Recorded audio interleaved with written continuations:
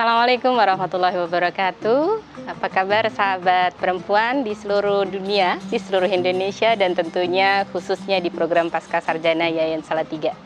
Beberapa waktu lalu sudah sedikit kita bahas tentang peran wanita dalam Islam. Yang pertama sebagai ibu, kemudian sebagai istri, dan kali ini kita akan sedikit mengulik tentang peran wanita dalam Islam sebagai seorang anak.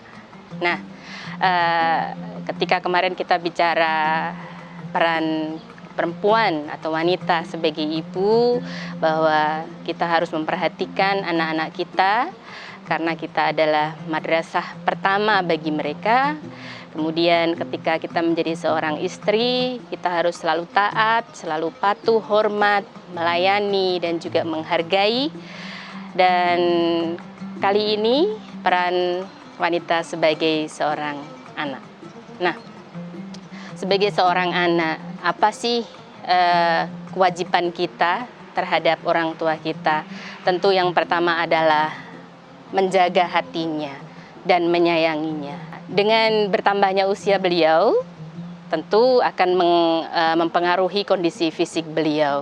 Dan dengan kondisi yang semakin melemah, tentu psikisnya pun juga akan semakin mudah tergores, semakin mudah untuk merasa tersinggung dan sebagainya. Maka kita sebagai anak harus mampu menjaga hati beliau dengan sebaik-baiknya.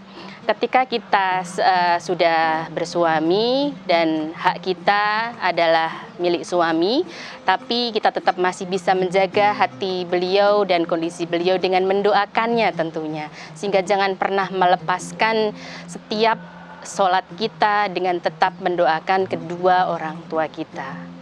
Dan jika memungkinkan, tentu kita bisa membantu memenuhi kebutuhan fisiknya, apa yang beliau inginkan, apa yang beliau harus konsumsi dan sebagainya. Nah, kita sebagai anak harus mau mengkomunikasikannya, harus berusaha mengkomunikasikannya.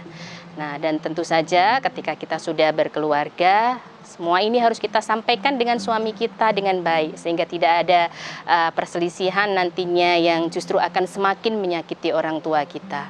Nah, maka dari itu, disinilah kita berbakti, selalu menyisipkan doa, selalu menyisipkan harapan-harapan untuk usia panjang mereka, mendampingi kita, anak-anak kita dan cucu-cucu beliau, hingga nantinya beliau pun bisa mendapatkan doa-doa yang terbaik dari anak cucunya.